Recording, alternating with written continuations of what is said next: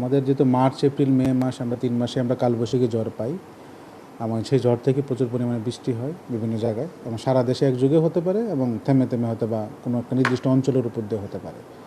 আর কালবৈশাখী ঝড়ের সাথে আমরা মানে কয়েকটা দুর্যোগ পাই। একটা হলো বজ্রপাত, যেটা প্রচুর মানুষ মারা যাচ্ছে এখন।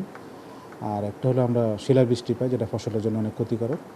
আর একটা হলো আমরা পাই ভারী বর্ষণ পেতে পারি, যা জলাবদ্ধতা তৈরি করে বা সাময়িক বন্যা তৈরি করতে পারে।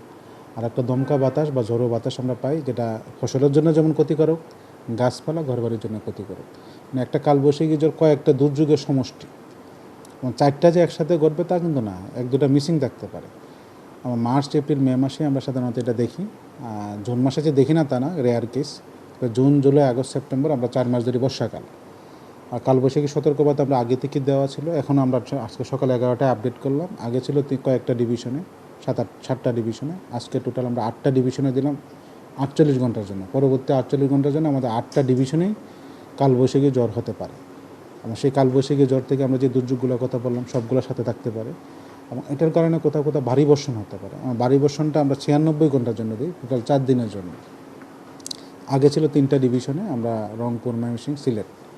কিন্তু আজকে আমরা সবগুলো বিভাগকে অন্তর্ভুক্ত করেছি, এবং আমরা আগামী 96 ঘন্টার মধ্যে আমরা অথবা কোনো ডিভিশনে আমরা যেটা বলি ভারী বর্ষণ দেখতে পারি। যেমন গতকালকে হয়েছে আমাদের রংপুরে, এবং আজকে হয়েছে আমাদের সিলেটে অতি ভারী বর্ষণ। এবং আগামী 96 ঘন্টার মধ্যে আমাদের 8টা বিভাগের কোথাও কোথাও ভারী বর্ষণ হতে পারে। আমার সেই ভারী বর্ষণজনিত কারণে 8টা ডিভিশনে কোথাও কোথাও আমরা জলাবদ্ধতার কথা বলছি, জলাবদ্ধতা তৈরি হতে পারে। তারপরে যেহেতু আমাদের চট্টগ্রাম ডিভিশনটা আমাদের পাহাড়ি এলাকা, এইদিকে 1 থেকে 2 দিন বৃষ্টিপাত ভারী বর্ষণ হলে আমাদের মাটিটা নরম হয়ে যায়, ভঙ্গুর মাটি। পাদদেশে যারা বসবাস করে পাহাড়ের পাদদেশে, তাদের একটা ভূমিধসের একটা সম্ভাবনা থাকে। সেই ভূমিধসের কারণে অনেক হয়তো বা আহত নিহত যখন একটা হতে পারে। তারপরে আমরা দেখছি ভারী বর্ষণের সতর্কবার্তা বলে দিলাম, আবার একটা বলে দিলাম কালবৈশাখী সতর্কবার্তা। আর নদীবন্দর সতর্কবার্তাটা কাছাকাছি আমাদের কালবৈশাখী সতর্কবার্তার মধ্যেই, কিন্তু সেটা দেওয়া হয় 6 ঘন্টার জন্য। দিনে 4 বার আপডেট করা হয়, 6 ঘন্টার জন্য দেওয়া হয়। সেই সতর্কবার্তা 6 ঘন্টার সাথে আমরা অনেক সময় কালবৈশাখী সতর্কবার্তার সাথে গুলিয়ে ফেলি। নদীবন্দরটা দেওয়া হয় টোটাল 19টা নদীবন্দর বা অঞ্চল বেঁধে, আর কালবৈশাখীটা আমরা দিয়ে দিই কোনো জেলা বেঁধে বা বিভাগ বেঁধে, সেটা দিয়ে দিই। এবং এটা দীর্ঘ সময়ের জন্য একটা আপডেট। আর নদীবন্দরটা 6 ঘন্টার জন্য আপডেট। সুতরাং আমরা মিডিয়া অনেক সময় সেটাকে গুলিয়ে ফেলে, অনেক সময় সেটা অঞ্চল বেঁধে না বলে, নদীবন্দর না বলে আমরা জেলাভিত্তিক বলে ফেলি। আর একটা হলো আবহাওয়া সতর্কবার্তা রয়েছে আমাদের সমুদ্র বন্দরের জন্য। আমরা বায়ুচাপের তারতম্য উত্তর বঙ্গোপসাগর এবং তৎসংলগ্ন এলাকায় বিরাজ করছে। বায়ুচাপের তারতম্য বলতে আমরা বুঝি যে খুলনা এবং চট্টগ্রাম এই দুটো অঞ্চলে যদি বায়ুর চাপের যেরকম পার্থক্য হয়, খুলনায় পেলাম 1002, আমরা চট্টগ্রামে পেলাম 1008, মানে 5 বা 6 গ্যাপ। এই 6 বা এই গ্যাপটার কারণে প্রচুর পরিমাণ বাতাসের গতিবেগটা একটু বেড়ে যায়। কোস্টাল বেল্টও বাড়তে পারে এবং গভীর সাগরও বাড়তে পারে।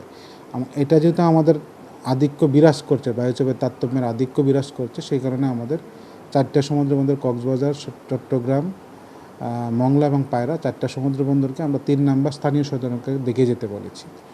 আর যেহেতু আমাদের কোস্টাল বেল্টে এবং গভীর সাগরে বাতাস থাকতে পারে, উত্তর বঙ্গোপসাগরে অবস্থানত মাছ ধরার নৌকা এবং যত ট্রলার আছে সবাইকে আমরা অনুরোধ করেছি বা পরামর্শ দিয়েছি কাছাকাছি চলে আসার জন্য, উপকূলের কাছাকাছি।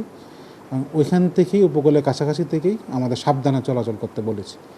আর একটা যেহেতু আমাদের আবহাওয়া সতর্কবার্তা যেটা বললাম এখন সমুদ্র বন্দরের জন্য, এটা আজকে 11টায় দিয়েছি, হয়তো বা আগামী কয়েকদিন সেটা বলবৎ থাকতে পারে।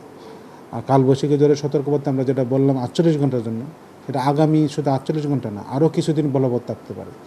এই মাসের বাকি 2 দিন এবং আগামী মাসের কয়েকদিন, আমরা মিনিমাম 5 দিন ধরতে পারি, যেরকম থাকতে পারে, অথবা বর্ধিতও হতে পারে। তাই মিনিমাম 5 থেকে 6 দিন, আরও বেশি হতে পারে।